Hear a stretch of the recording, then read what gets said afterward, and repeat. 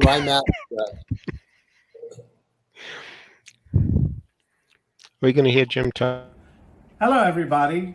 I'm Jim Morgan, and welcome to the virtual York Theatre Company, where I'm virtually the producing artistic director. Tonight's extra special event is the presidential election edition of In Philly, Boston, or Baltimo, featuring Josh Ellis and Peter Filichia. And I am your host. Oh wait, I'm being told I'm not your host. I'm being told your host is Charles KIRSCH, who is so much older and smarter than I am. Oh well, that's virtual showbiz, I guess. Anyway, this whole thing began over a year ago when I was talking with Peter and Josh, both old friends. Hey, old friends, what do you say, old friends?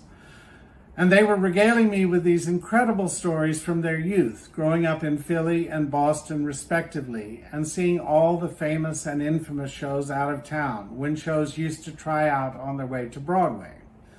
Out of that discussion, I had the idea that they could just sit on our stage and with a little prompting, all these wonderful stories would come pouring out. We scheduled it and did it live when we used to be able to do things live in our theater at the end of May 2019, and it was a gigantic success.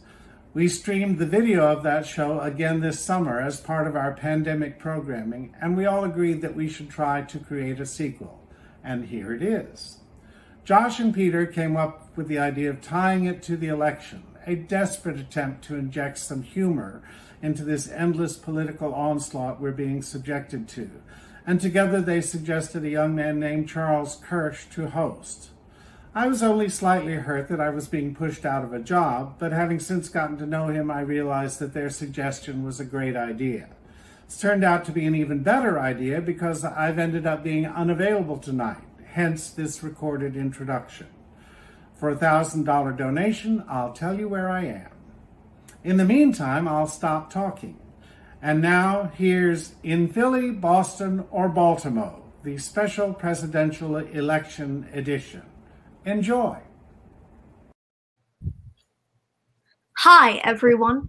I'm your host for tonight, Charles KIRSCH, broadcasting to you from New York, New York, only a 6-train ride away from the York Theatre. Meanwhile, our guests tonight are streaming right from Times Square. Jim, thank you so much for that wonderful introduction. I'm sorry to push you out of a job, but I am honored to be having this conversation with Josh Ellis and Peter Filichia, two people I'm grateful to be able to call my friends and mentors. I couldn't be more thrilled that they've asked me to do this. And if Well, I imagine some people are going to say, wait a minute, why is a 13-year-old kid hosting a show like this? It all started 5 years ago when Charles's mother wrote me an email saying, listen, I think you should see my kid's book report on a book that you wrote. And it was so intelligent that I said, I'd love to meet this kid and you together, and let's get together. And it really grew from there. I mean, at one point, a teacher asked Charles and the class, who's your favorite author? And some people said Judy Blume, some said Beverly Cleary, he said Peter Filichia. And I said, they're going to make him repeat the grade. That's what's going to happen. A friend of ours died, I'm sorry to say, and Ken Bloom was asked to get the CDs out of his apartment. His girlfriend said, just get them out. And we got them out. And of course, there were so many that we all had. So what do we do? So I said, let's call the 10-year-old boy. He came in, and I'll always remember with his mother and saying, Mom, look, Ziegfeld Follies of 1936. So as a result, I think you can see that this is a kid who is an old soul and certainly is up to the challenge of asking us questions about presidents and the theater. Thank you for saying that.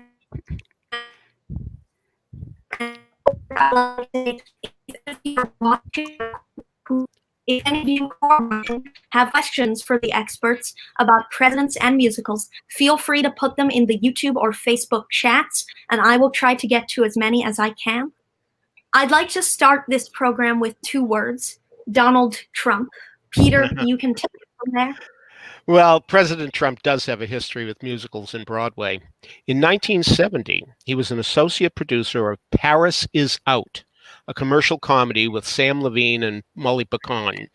His playbill bio says, and I quote, "He is in the investment and real estate business and will be associated with the new musical WC." Now, WC was not about a water closet, but about W.C. Fields. And when it was finally produced, you know who was in it? Fiona. Let's see the pictures so everyone can see who was in WC. Yep. Mickey Rooney played WC, and Bernadette Peters was WC's wife. It closed after a summer stock tour and without Mr. Trump's participation, so he was apparently right to bail on it. Paris is Out closed after 12 weeks, and Trump never produced again. The real question is, when Trump decided that we shouldn't be part of the Paris Accord, did he say, Paris is out? Donald Trump also appeared, if not on Broadway, at Encores at City Center in 1996 when Du Barry Was a Lady was produced there. How did he do? Well, I'd read what Variety said, but then I'd be accused of being partisan. If you're interested, that's what Google is for. Well, Peter, who was the first president in our history to see a musical? Oh, Woodrow Wilson, in fact, but long before he was president. It was in 1895, and he was seeing The Black Crook. Now, musical theater fans know that The Black Crook is often associated as the first real musical that ever happened, but that was in 1866. So it's very interesting that 30 years later, it was still being done. I mean, because this was a time when shows didn't run as long as Phantom of the Opera. So he did see that. Was that a hit or what? You know, I mean, but he really apparently enjoyed it, I think, because there are all sorts of signs that he did. Because in his 8 years in office now, while he's president, he saw no fewer than 225 stage events, including a show that starred Evelyn Nesbit, who we know from Ragtime is the girl on the red velvet swing. Thomas Jefferson took his girlfriend Martha to 13 plays in 17 days. And I do think that we can infer that if there were musicals back in his day, that he would have gone to them. Maybe not to Richard Rodgers' 1962 hit No Strings, because he played the violin, as we know. So Warren G. Harding went to a musical and was so impressed by it that he wrote a 20-page poem to his beloved love. It wasn't his wife, it was his mistress, but that's another story. And finally, Calvin Coolidge, the man who said, I do not choose to run, actually would not run to plays and musicals, believe me, because he loved to be in bed early, usually by 8 or 9 o'clock. So when he did go to see the Marx Brothers in the Coconuts, Groucho actually looked at him when he saw him in the audience and said, Cal, isn't it a little bit past your bedtime? So that's what happened with some of our presidents and going to the theater. And who are some of the presidents from a more recent era who have also attended a lot? Well, certainly Bill Clinton did. And Idina Menzel told me that one of her favorite moments of all time is when she was in Rent. And you may recall that she played the performance artist who asked people to moo as a cow. And she said that night that he was there, she looked directly at him and said, moo, and he did. So he followed her direction. Josh himself has been to the White House. Josh, would you like to tell us about your visit? I would love to. As much as you might think it's a thrill to go to the White House to visit, it is so great in real life.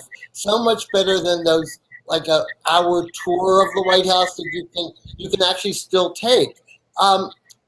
I don't think I ever quite understood how vast the place is. It's enormous. And I was at a state dinner with 900 guests. And this is a formal dinner. And you go, 900 guests, which I read after the fact. I had no idea there were that many people there. But the East Room is so big, it wasn't crowded. But it's astonishing to walk in and to see the plates and the silverware and the napkins. I mean, everything is engraved, and I couldn't wait to finish my first dish so I could turn it upside down and see the engraving underneath the plate. It was just amazing. I was there on January 29th, 1978, and I got invited because I was the press agent of the musical Timbuktu, which was playing at the Kennedy Center at the same time. So I was not invited to be a press agent that night. I was just invited to be a guest, which was just a great thrill. I mean, I'm just like everybody else who comes in and goes in the receiving line. So let me tell you a little bit about Timbuktu, okay? It was a musical remake of Kismet, and it starred, our two leading ladies were Eartha Kitt and Melba Moore. Our male star was Gilbert Price. Yeah, well, he wasn't not then. This was pre-Broadway. So there were lots and lots of celebrities, but it was a very, very big deal that Eartha Kitt was going back to the White House after something very significant happened 10 years before. And I need to fill in what happened 10 years before. Eartha Kitt was at a White House luncheon for women, 50 women who were put like the good doers. And the topic they were having was how do we deal with problems in inner city ghettos? And apparently one of the women talked about an idea that she had, that one of the ways to improve the ghettos would be to plant more flowers. And apparently Eartha Kitt, who had worked in Watts, the inner city in Los Angeles, thought that this was the most ridiculous idea that she ever heard. And she spoke up and she said, I have to read this quote. It's just heaven.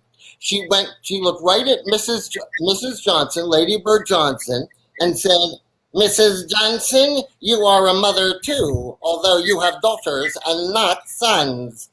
I am a mother, and I know the feeling of having a baby come out of my guts.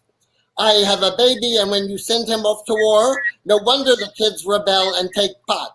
And Mrs. Johnson, if you don't understand the lingo, that's marijuana. Well, there are different stories. Did she make Lady Bird Johnson cry, or did she make Lady Bird Johnson angry? Either one, it doesn't really matter, because President Johnson found out that Eartha Kitt had heard his states at all. Lyndon Johnson ended her career, and she had to go to foreign countries to perform.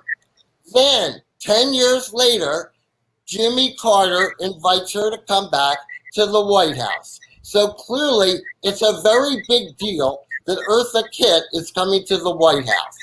It supersedes the fact that there are other famous people at that event, including Henry Fonda and Vincent Price. But what the press wants is the picture of Eartha Kitt and Jimmy Carter. Now, let me tell you about the setup at the White House at the time for a press event. As you go through the reception line, you get to the area right in front of the President and Mrs. Carter. And the light, you're doing it in like regular light, like room light. But if at a certain point the press is interested in that moment, they push a button and all the lights go on in the room, like it becomes instantly like a TV set or a movie set. I mean, it's really, really bright.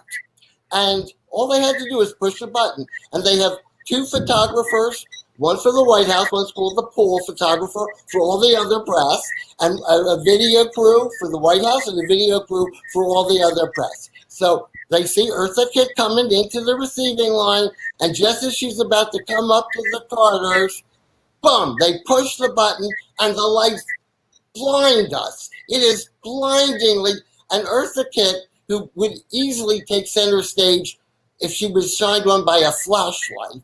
I mean, she was in her moment. Now, we can put up the picture now of Eartha Kitt in the receiving line. Okay, do we have that? Yes. Okay. The woman on the far right is her daughter Kit, and that's Jimmy Carter, of course, on the left, and Gilbert Price is second to the right. Eartha would stand there until every single picture was taken. Everybody needed to get this picture, and she wasn't going to budge. Finally, it's time for her to move on. So she goes out of the line, and she goes further down and meets the other people in line. We can take the picture off now. Okay? So the next person in line is Melba Moore, her co-star from Timbuktu. Melba Moore is a star.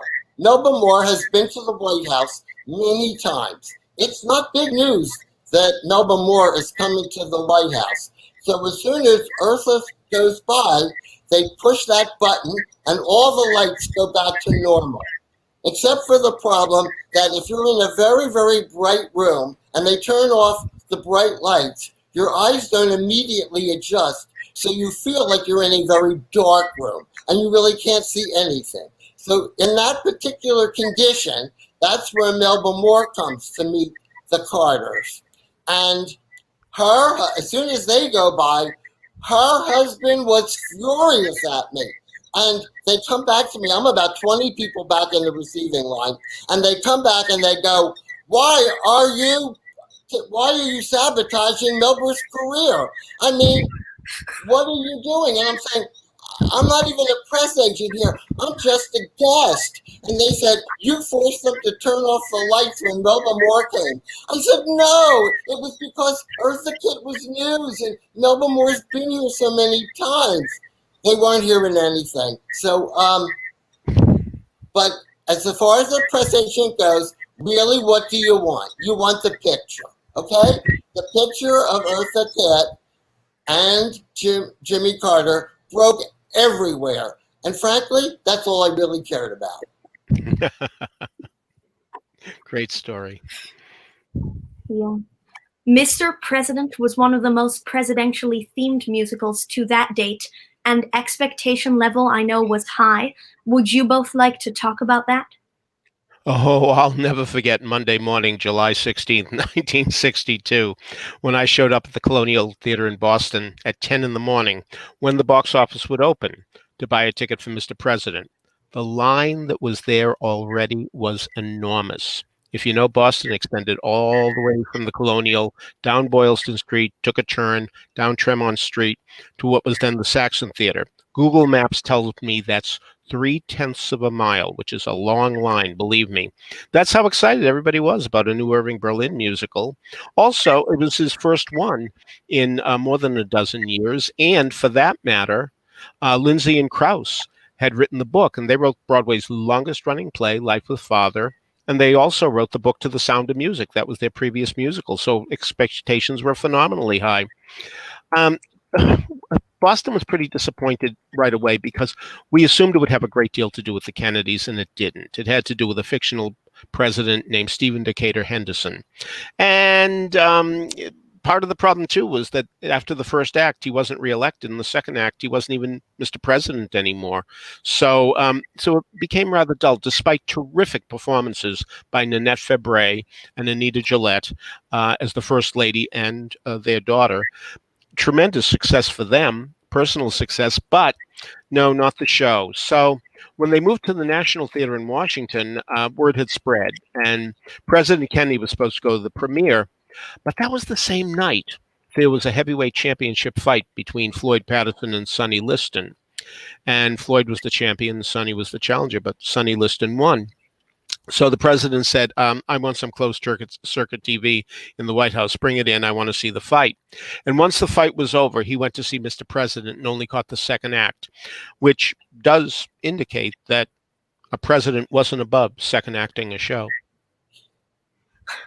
We should show the picture, by the way. We should show the picture of the Kennedys at the National Theater. Yeah. I mean, let me just say this as a press agent's point of view, okay? This is the most fantastic picture a press agent could ask for, okay? it mentions the theater above them. They look divine, and they're smack in the middle of the picture. You even see the show's logo and the two stars' names, and you see throngs trying to get in. You can't ask for better than that. I mean, this is as good a picture as you're ever going to get from a show. I can't even think of any president and first lady since then who have exited a theater with more glamour than that. So this is after 58 years, and it's still, boy, does it hold up. Charles, I think you wanted to add something, didn't you? What? Yes, actually, a few weeks ago, I had the good fortune for my podcast, Backstage Babble, to interview Anita Gillette, who is in the audience tonight and starred in Mr. President. And she talked about Kennedy's visit to the musical, saying that during the first act, when he did not show up, all eyes were on that empty seat next to Jack. I'm sure. Yeah. I also want to say that I did not see Mr. President, but I have seen Anita Gillette do later, though. Makes me nervous. And I have to say that after 58 years, she is still able to knock that song right into the, what do you call that, Peter? Right Stratosphere? Stratosphere? What? The stratosphere. Yes. He is. I agree. He is absolutely, you'd never, I mean, she is still able to do it as fabulously as she must have done it in front of Irving Berlin. And, I can't, isn't it just imagine, isn't it astonishing? Like, we know somebody that actually knew Irving Berlin. It just knocks me out. Mm-hmm. Indeed. And you may know that, go ahead, Charles. Oh, there is a happy ending to the story I was telling, which is that later on, she and the cast did actually get to have dinner with President Kennedy. Oh, at least that. Yeah. The game was over. The match was over, right? Right. The match. The fight. The fight. Matches for tennis. Okay. 98 ways to go. Go ahead, Charles. Hit us. Next, I want to ask you both about the show Camelot that defined a presidency and an era of American history. Yeah, I love the fact that one of the most beloved presidency of the history of this country is defined by a Broadway musical. And it happened because Jackie Kennedy asked by biographer Theodore H. White after the assassination about a personal recollection. She remarked that her husband loved the Camelot cast album, especially Don't Let It Be Forgot, that once there was a spot for one brief shining moment. And we haven't forgot. On a happier note, Kennedy was an avid theater goer, loved to sit in G101. He had his favorite seat, and believe me, he got it. But he also loved cast albums, and the ones that he seemed to like the most are Finian's Rainbow, My Fair Lady, as well as Camelot. He also went to see How to Succeed in Business Without Really Trying. And Fiona, if you can get a picture up here, that'd be nice. And the Daily News made it front page news that the president had come to see How to Succeed in Business Without Really Trying, with the headline, "He Needs a Lesson."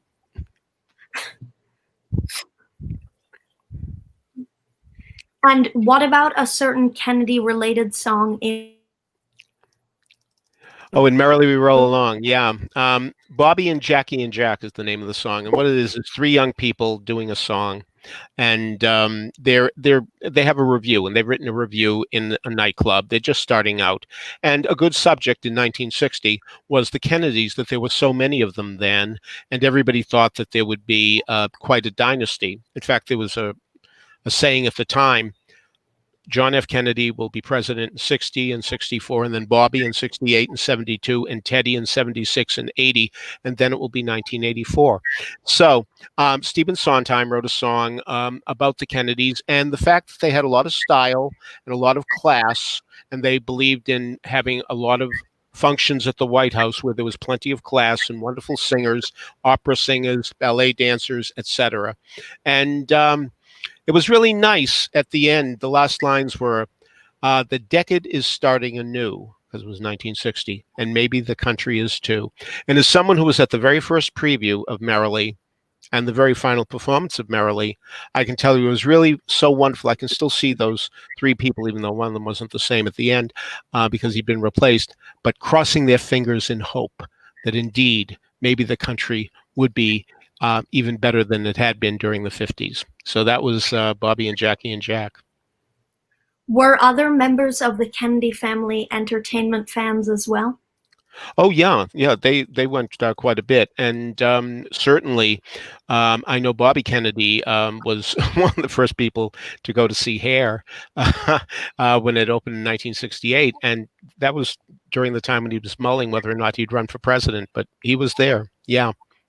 But Jackie especially, Jackie kept going to the theater after the assassination. She could be seen at many a Broadway house. Josh, did you deal with her? Did you ever get her into a theater? Oh, yes. Keep talking. One evening I was in the lobby of the Nederlander Theater, and I look who's coming in. It's Jacqueline Onassis and her date, Mike Nichols. And I think, oh my gosh, what a wonderful photo op. Jackie Onassis and Lena Horne. This is heaven sent. So I walk up to her and I introduce myself as the show's press agent and invite her to come backstage and say hello to Lena Horne and maybe invite photographers. And I was astonished that she still had that kind of Marilyn Monroe kind of like voice that she used when she did that tour of the White House about 100 years before. Sure, and she went, "You would want a picture like that." And I said, "I think it would be quite wonderful." And she said, "Okay, that's fine." So she sits down and I walk across the lobby, and who's walking through the front door? Coretta King. And I think, oh my gosh, the two most famous widows of the 20th century are here on the same night. So I think, okay, well, I'll go over to Mrs. King and ask her if she'd like to come backstage. And then I think to myself, well, I don't remember all the details of the relationship between John Kennedy and Martin Luther King Jr. Maybe they didn't like one another. So, like, I better say to her, Jacqueline Onassis is here. Would you mind if doing a picture with Mrs. Kennedy? And she says, well, if it's okay with Miss Horne, it's fine with me. So I go, fine, okay, so we're set with her. And then I go back to Jackie Onassis and say, well, Coretta King is here. Would that be okay if we include her in the picture? And she was fine with that. So then when the show starts, I start to call the press. And I basically only called maybe 10 outlets. And they have something called the pool, where, like, if it gets on the AP, Associated Press, and United Press International day book, it ends up like every photographer, professional photographer in town knows it. So by the end of the show, we probably had 70 photographers. And I experienced something that night that I had never, ever seen before. So first, let's get the picture up of the three ladies together. There we are. Okay. There were enough flash bulbs going off simultaneously that at no point was the room light. I mean, did it go dark? I mean, it was like, I never saw that many flash bulbs going up. And like in 5 minutes, they got the picture. I just want to tell one other little personal anecdote about this. This picture broke everywhere across the country and then around the world. And my mother only had one question. And she knew that I was there that night. And I had told her about this even before the picture ended up in the Philadelphia Inquirer. And she asked me, well, why aren't you in the picture? And I thought, this is great. That's a mother's love. A mother who doesn't quite understand what a son who's a press agent does. Nice to know your mother was so devoted. Well, I want to say that I am seeing what everyone is saying in the chat, and I noticed that Michael Colby and Eva Heinemann are both saying that they were able to see Anita Gillette, if not necessarily in Mr. President, at least on Broadway. And Josh, I know that you have a story about another member of the Kennedy family, and that's entertainment. Okay. Again, I'm back with Jackie Onassis. and this is the premiere of the movie That's Entertainment. And her date that night is Jerome Robbins. So she and Jerome Robbins literally are up the aisle and virtually out of the theater during the credits. But as she gets right to the back of Madison Square, of Radio City Music Hall, where it was, there are 100 men from a marching band.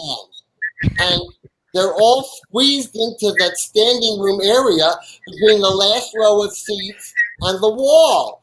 And they're kind of in her way, and they're in Jerome Robbins' way. And clearly they just expect to make a fast exit, but they can't. So she looks at me, the first person she sees who looks, well, I'm not wearing a band outfit, so I mean, a uniform. So she knows, like, maybe I have something to do. She says, "What's all this about?" And I said, "Well, it's a secret, but as soon as the movie is over, the marching band is going to go down the aisle playing Happy Birthday for Fred Astaire." And she looks at Jerome Robbins and says, "Can we stay?" And I thought, you're Jackie Onassis. You don't have to ask permission. I'm sure it's okay to stay. So she stood. The two of them stood right next to me as the band went down the aisle and played Happy Birthday to Fred Astaire. That's a great story too. So, Peter, I'd like to ask you about the infamous President Richard Nixon. Did he attend the theater as well? Well, I don't know if he can say he attended the theater as much as he made the theater come to him. And that was in 1969 when 1776 was this enormous hit on Broadway. And so he decided he wanted to see it, but he didn't deign to come to New York. And so he said, I want them to come down here and do it at the White House. However, he had heard about the show, and he had heard about two songs that he had a feeling he would not like. And one was Cool, Cool, Considerate Men, which put right-wingers in a very nefarious light, and also Mama Look Sharp, which was an anti-war song. And the problem there was the fact that we were in the middle of the Vietnam War, and he wasn't at that point able to stop it. So there was a lot of anti-war protesting going on at the time. So he wanted those two songs cut. And you really have to give Stuart Ostro, the producer, credit, because he said, nope, it's all or nothing. We do the entire show as written, or we don't come down. And that's really something to say to a president. Here are my demands. I mean, who expects that to happen? And Nixon relented, and the show came to Washington and was done as is. So that's at least one show we know that Richard Nixon saw. Well, Josh,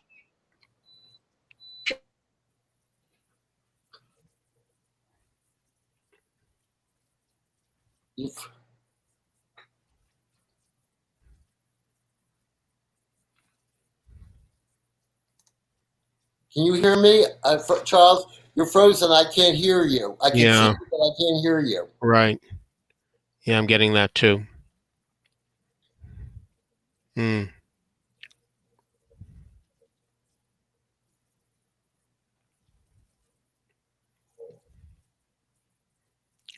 Well, while we're waiting, Josh, why don't you okay. Okay. This is actually a good intro to a story that I'd like to tell about Nancy Reagan. Nancy Reagan, of the two, Ronald Reagan and Nancy Reagan, Nancy Reagan had the closest theater connections because she actually was in the theater as the actress Nancy Davis, and she played the lady in waiting to Mary Martin in the musical Lute Song, and which co-starred Yul Brynner. And there was a big event in 1985 in New York at the Shubert Theater called Our Hearts Belong to Mary, a salute to Mary Martin.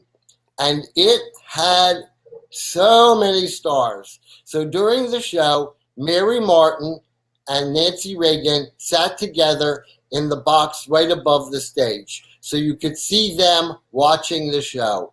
And what a show it was, okay? I had to write down the list of everybody because it's such an impressive list of people who performed that night. Carol Channing, Sandy Duncan, Don Correa, Robert Preston, Lillian Gish, Helen Hayes, Jerry Herman, Bernadette Peters, John Raitt, and the Baroness Maria von Trapp. So, I mean, there was a lot of talent on that stage, let me tell you. So after all those people performed, it was time for Mary Martin and Nancy Reagan to come up on stage. And they come up on stage, and this is why I chose this moment to tell the story, because the two of them get on stage, and for the first time that night, the microphones don't work. The two of them are up there and cannot be heard. And there's a great deal of rustling, and stagehands come out to try to fix the problem, and they're just standing there, and they can talk to one another, but they can't really, what can they do? I mean, so I took things into my own hands. I was sitting in the audience, and I shouted out to Mary Martin, "Do you still crow?" And Mary Martin hears the cue and goes, everyone cheered, and the microphones got fixed, and they were ready to talk and sing. Because after they talked a little bit about being in Lute Song, they sang a song. Okay, Nancy Reagan said, "I'm a little out of my league tonight. I don't go around the White House singing." And then they did a song called Mountain High, Valley Low. Is that right? Yeah. Valley Low, from Lute Song. And as the papers reported, she sang quite beautifully in a very kind of throaty voice. So that is why I chose this moment. I figured if you're frozen, Charles, we'll just pursue. You know, I have to say I was there that night as well. And what really affected me was the fact that there I was in the same building as the First Lady of the land. And I thought, you know, I wish my grandfather, who was an immigrant from Sicily, could be here tonight. And this is why he came to America, so that things like this could happen. And it really did show that democracy does work in the United States of America. It was a very moving moment for me. Can we just get the picture up of Mary Martin and Nancy Reagan? There they are. We are. Yes, yes, I remember it well. And as I keep saying throughout this, you always wait for that picture. That's the one that everybody wanted that night. I'll bet. I'll bet. I'm sorry that my video cut out, but I see that Josh answered the question that I was going to ask anyway, which is great. So, of The Icing and Let 'Em Eat Cake, which are two early Gershwin musicals, bear an eerie resemblance to the political climate of today. So, how were these shows received originally, and explain how the Gershwins were able to sort of see the future? Well, Of the Icing was a 1931 musical that, yes, had a score by the Gershwins, and George S. Kaufman, who was a great satirist, did it with Maury Riskin, who was a big writer at the time. And it was about the election of President Wintergreen and Vice President Throttlebottom. And the point was they ran on a platform of love. Love is Sweeping the Country was their theme song. And love was one reason why he got in trouble, because what had happened was he was supposed to, by agreement, marry the winner of a beauty contest to be his first lady. But he fell in love with a mere secretary and said he was going to marry her. So there was a lot of trouble. The spurned beauty queen wanted to sue for breach of promise.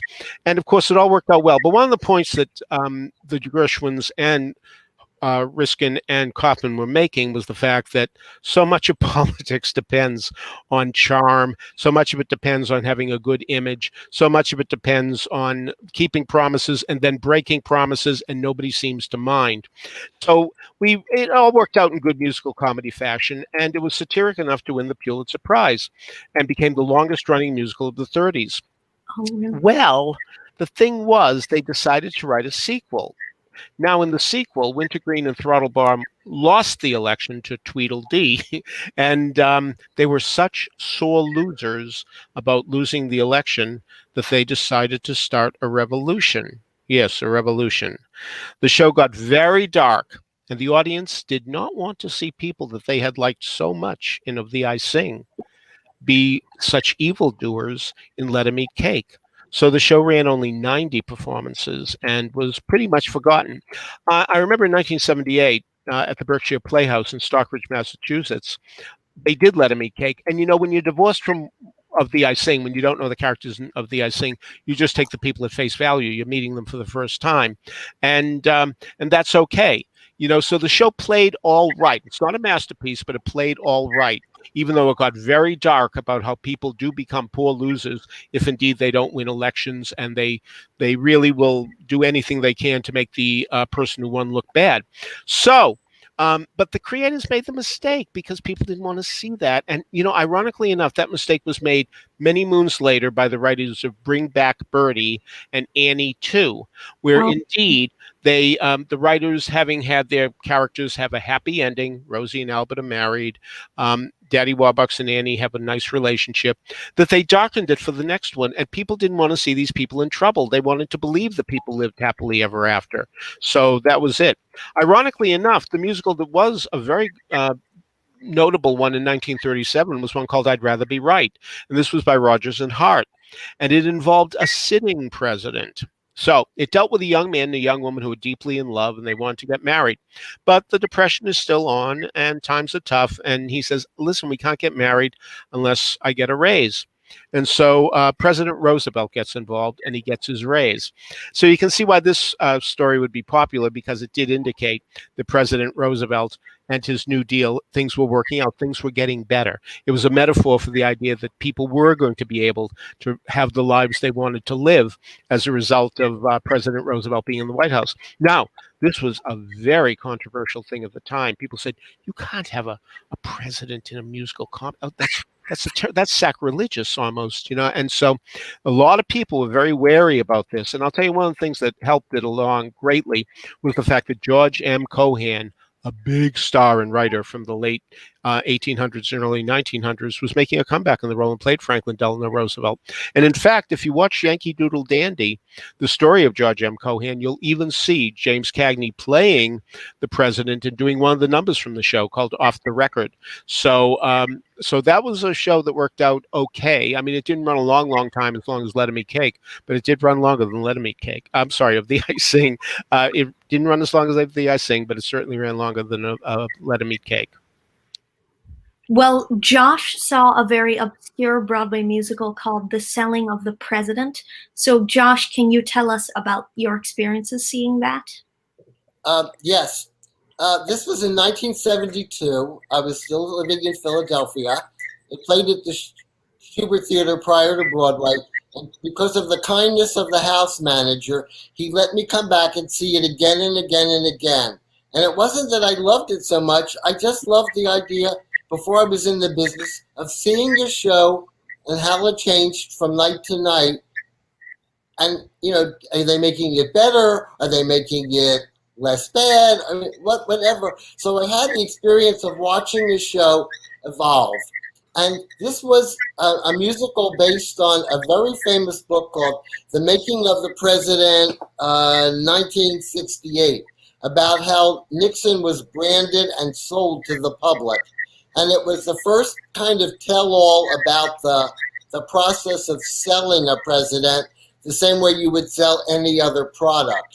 So it was a pretty famous book and a bestseller, but the authors of the musical basically only took the subject of the book. They took out the word 1968, and it was just the selling of the president. And it was a fictitious president of the United States, President Mason, and his wife was Barbara Barry. He was Pat Hingle.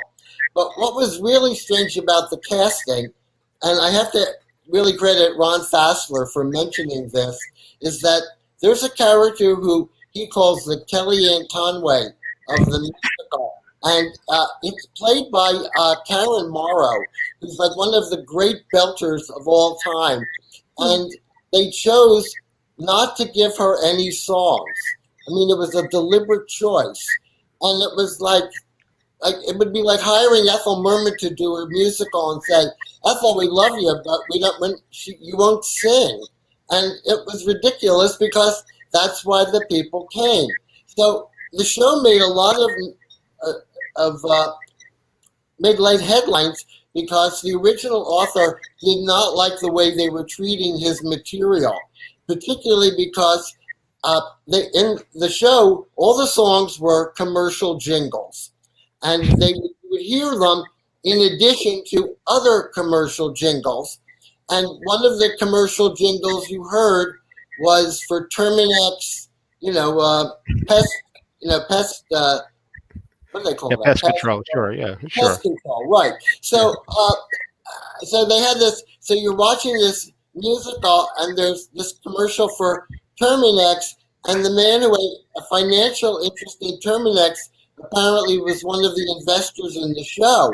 So, I mean, it got very, very messy, and it's like, what was the bigger drama, on stage or off stage? I mean, on stage, I have to say, I thoroughly enjoyed it. Those jingles were very snappy, and they were a joy to listen to. And Cam Myers was in it. I mean, from companies. So, I mean, it had wonderful people, but it was lousy. And then off stage, they're fighting, and the director left or was fired. I mean, who knew in those days?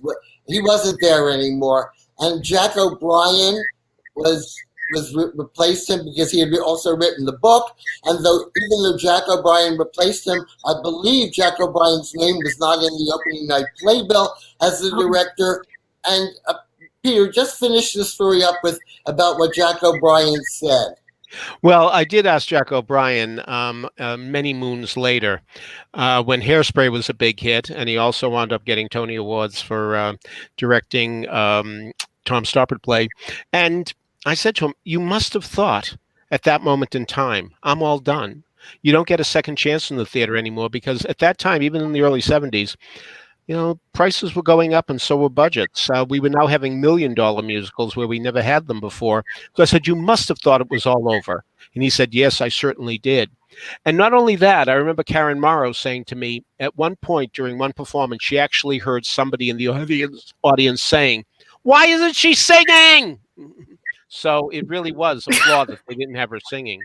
So if you don't think that we're exaggerating, or think we're exaggerating, get on YouTube and call up I Had a Ball and see Karen Morrow sing a song, and you'll know what we mean about wasting a voice that could have been really a show-stopping situation. Yeah, we should show them the logo of the show. We have the window card. Yes, and there it is. Ta-da! While we show this, Jim J's Jukebox says, this is wonderful, thank you, Jim, but he requests that we leave the photos up a few seconds longer, which is certainly something we can do. Sure. I hope you can, I don't know if you can read all of it. I personally love the fact that Johnny Olson, the announcer, got his name in a box. I don't know if you can see that. He was a very famous announcer in those days. He was on a lot of TV shows as an announcer. So it does make sense to me that they would put him in a box, because he might have been one of the best known people in the show, frankly. Yeah. Also, TV does that for you. It tells you that the original cast album's going to be on like Styx record. Is that right? I can't read it from here. But I mean, don't rush to your CD store to get it. It was never recorded. Even if you can find a CD store, but that's another story. Yeah, that's okay. Yeah. Okay. Well, I think it's been on long enough. Yeah. Don't you want to see us? Next. Okay. Next off. In keeping with the theme of tryouts that is a prerequisite for any in Philly, Boston, and Baltimo panel, I know that you both saw the musical 1600 Pennsylvania Avenue in 2 different cities. So tell us about that. Josh saw it first. I saw it in Philadelphia at the Forest Theater. We should get the marquee up, the picture of the marquee, because there are 2 huge names attached to the show. Yes, and we'll leave it on for a while. The book and lyrics are by Alan J. Lerner, who gave the theater such shows as My Fair Lady and Camelot. The composer is Leonard Bernstein, an equal genius and an equal legend, who wrote West Side Story and Candide and so many other things. So the expectation level was really, really high.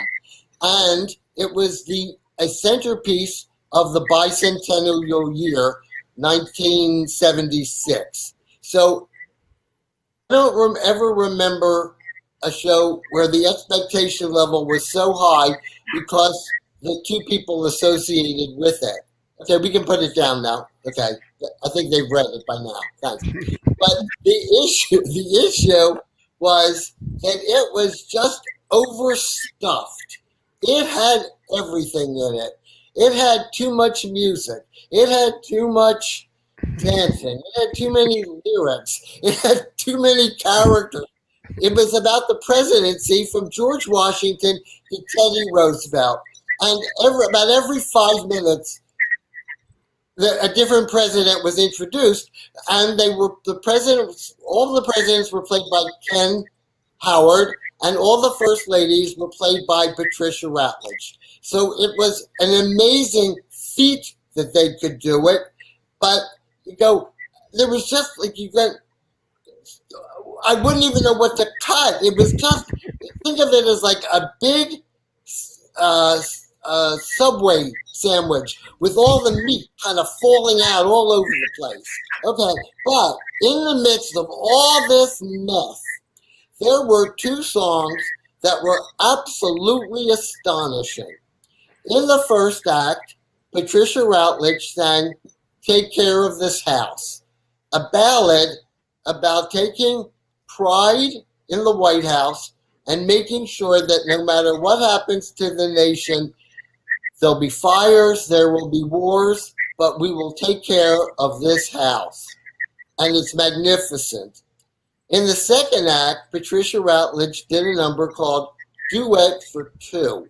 No, Duet for One. Duet for One. Yeah.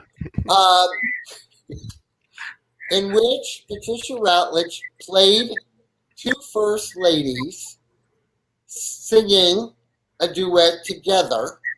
And the only thing that she did to differentiate the 2 characters was she had a little bit of like bangs, and she pushed the bangs forward or she pushed the bangs backwards, and was able to be the 2 different ladies who had totally different personalities.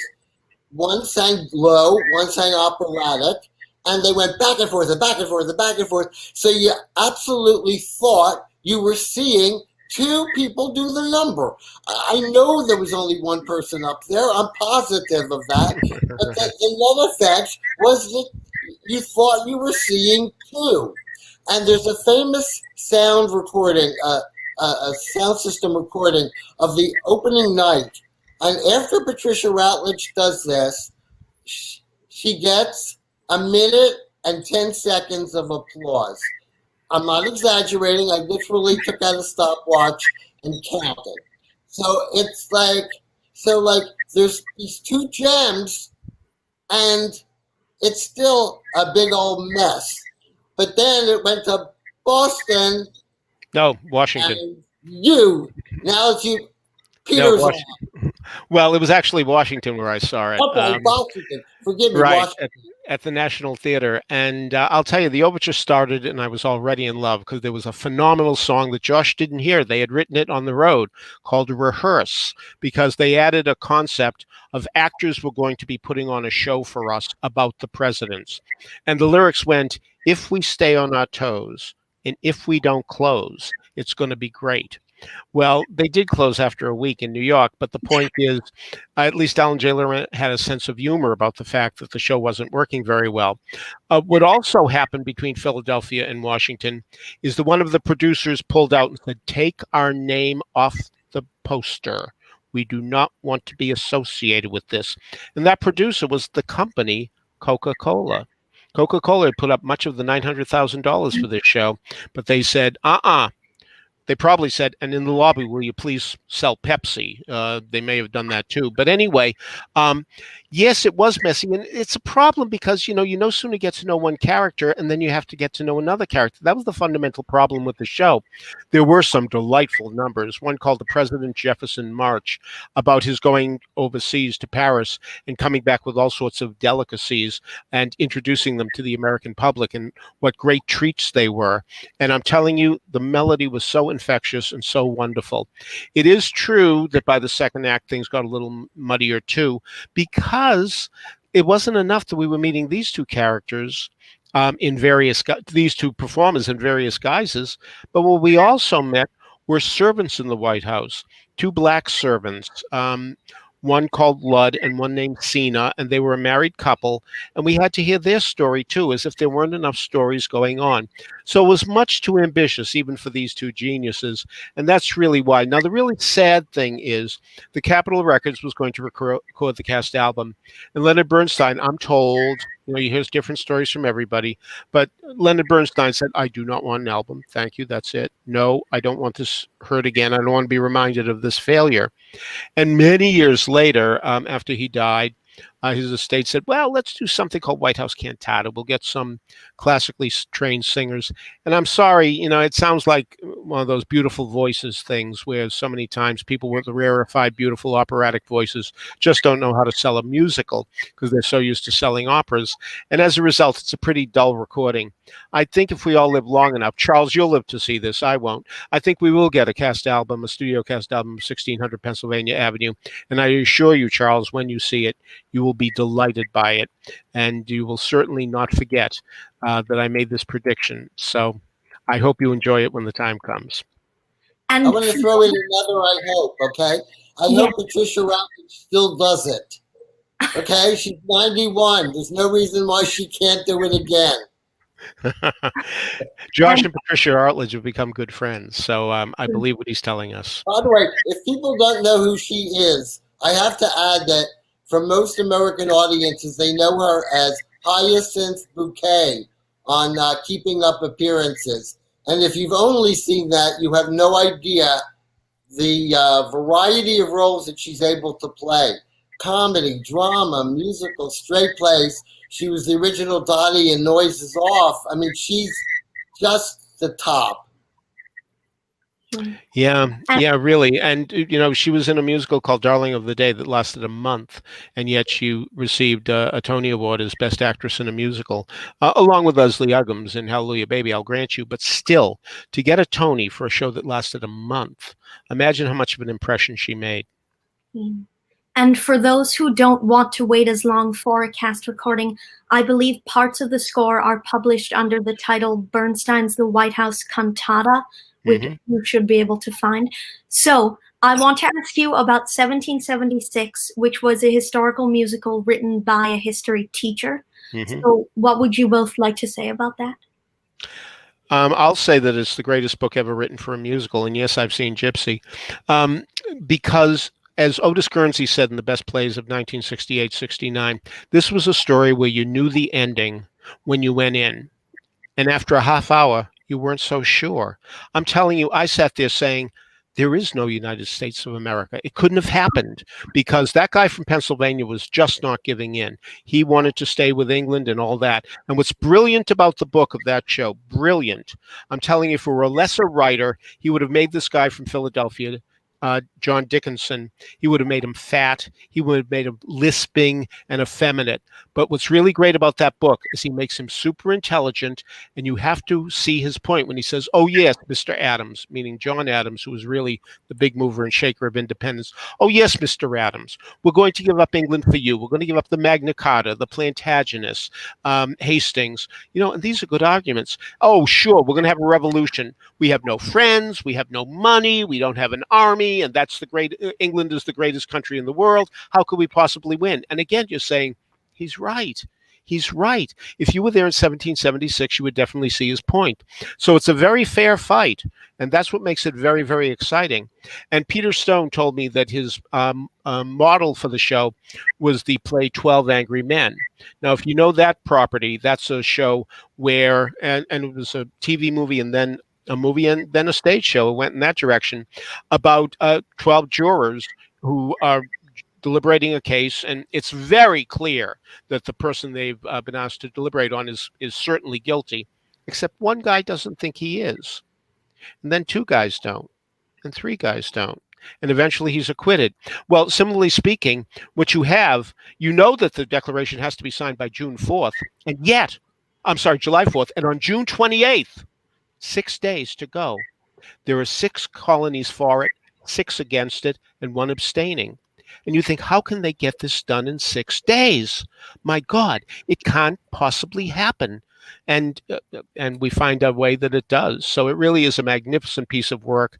And it does have 2 presidents, future presidents in it, John Adams, who was the second, and Thomas Jefferson, who was the third.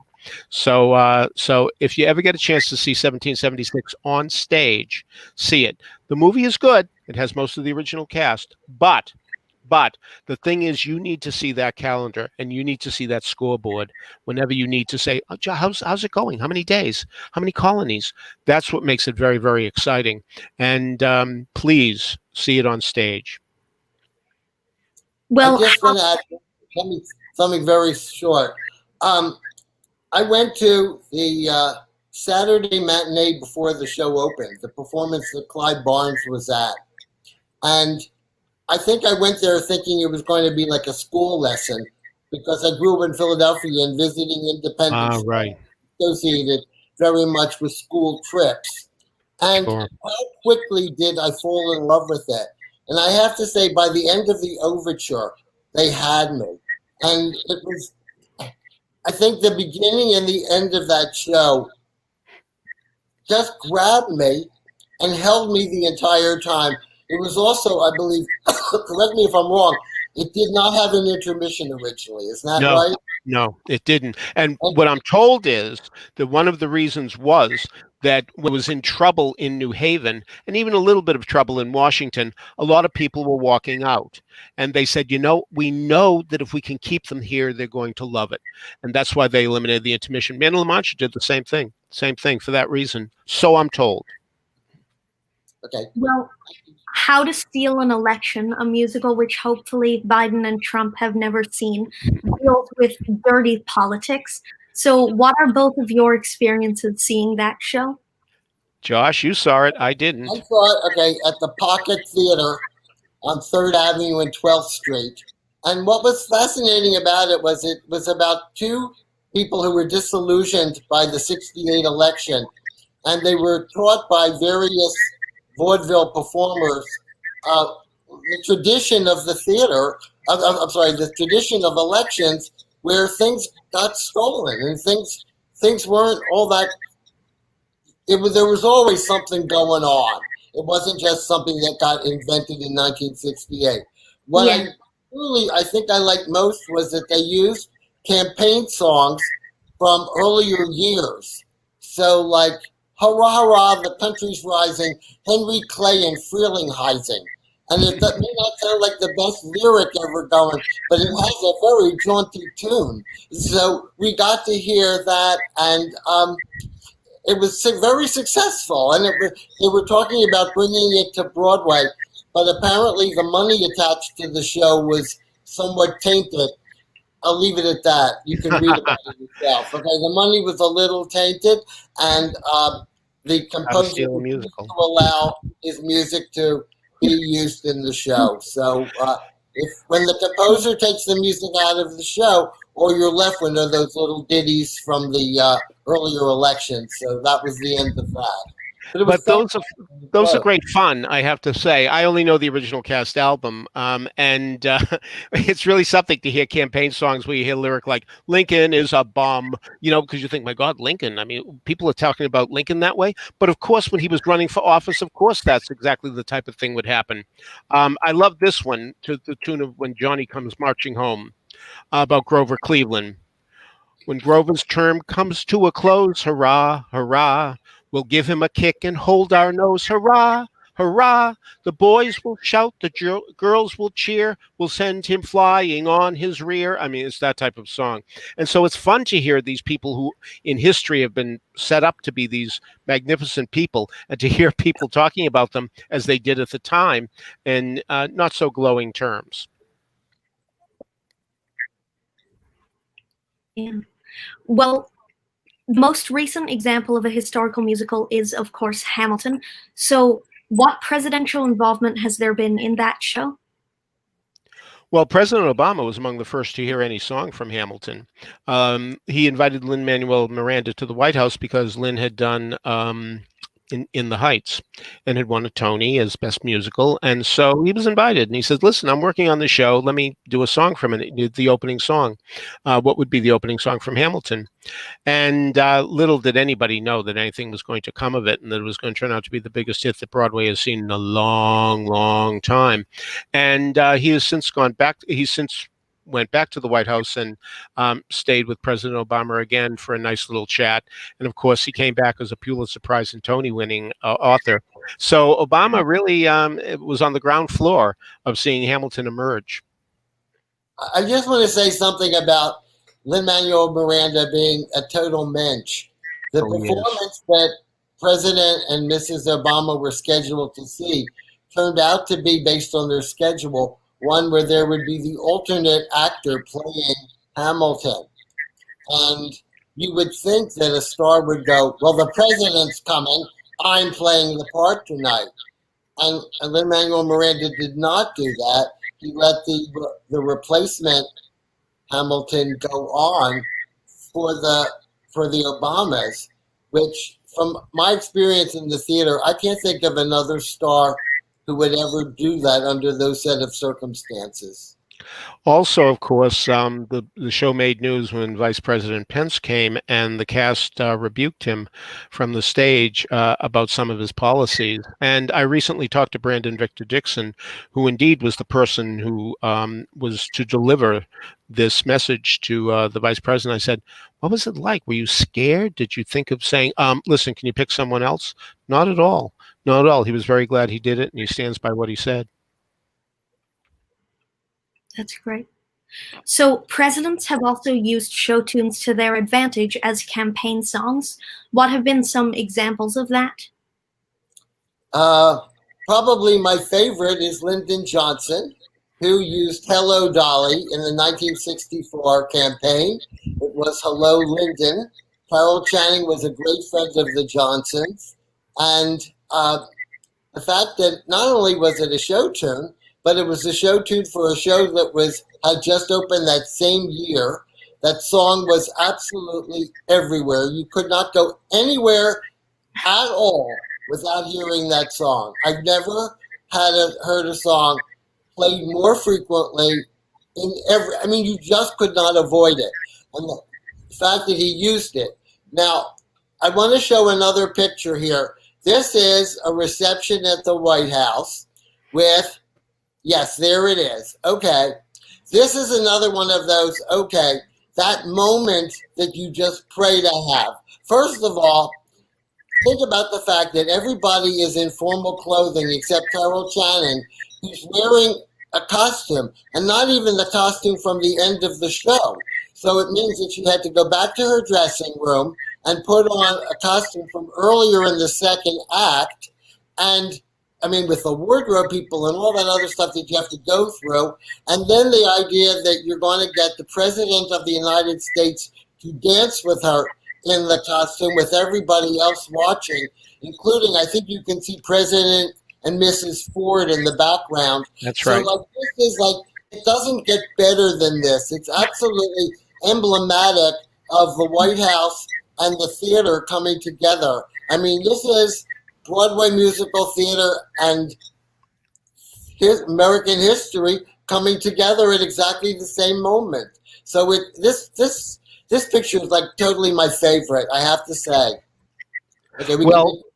Okay, and indeed, what's really more miraculous about Hello Dolly being a #1 song that year was the fact that this was the year the Beatles came to America and was on Ed Sullivan and really was such a sensation. And yet there were weeks when Hello Dolly was the #1 song thanks to Louis Armstrong's recording.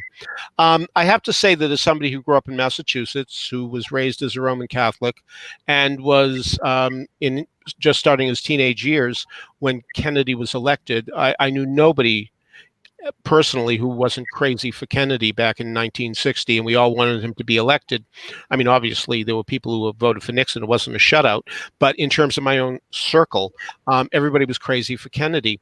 So we didn't quite respond to Nixon's theme song, and I always felt bad that it was a Broadway show song, and a great one, too. The song Take Me Along, which, if you don't know, is the title song of a 1959 musical that Jackie Gleason and Walter Pidgeon were in. In fact, they sang the song. So anyway, Take Me Along became Nixon's The One. And I can still see Julie Eisenhower leading the crowd and clapping her hands and singing this song. And I'm very upset that that a show song is being appropriated in this way. By the way, last Friday, I was actually seeing a live show. Yes, a real show in a theater in Norwalk, Connecticut. Where Music Theater of Connecticut didn't do a musical, but they did do a show called RFK, which had been done off Broadway about 15 years ago. And what I learned was that Robert Kennedy used a show song for his campaign as well. Now, back in 1929, there was a show by Vincent Youmans called Great Day, and the theme song was There's Gonna Be a Great Day. Unfortunately, the show opened 3 weeks after the Depression started, after the stock market crash. So suddenly going to the theater, nobody had any money, and it closed very quickly. But that song lasted a great deal, and there were many recordings well into the 50s and 60s. And so There's Gonna Be a Great Day became There's Gonna Be RFK. So it really was used then too. And I was very glad to see that happen, that Robert Francis Kennedy, not Fitzgerald, as I was told just this morning, was the beneficiary of a Broadway show song. And if our listeners want a little more reference on this topic, I would recommend the book Songs America Voted By, which contains a lot of presidential campaign songs. And a shout out to legendary cabaret singer Steve Ross, who I think is watching tonight and is the one who sent me that book only yesterday. Oh, isn't that nice? That's great. I also recommend a book by Thomas Bogar called American Presidents Attend the Theater. And that's all it's about. Shows that they saw. So you might, and I'm telling you, if you think it's bigger than what we used to have as phone books. Charles, do you know what a phone book is? Anyway, really thick, amazingly thick, and a lot of fun to read. So before we wind up, I would like to ask Josh to tell one more of his great stories. And I will ask him, what about other members of the first family? Did they also enjoy theater going? Oh, yes. Let's talk about a first daughter.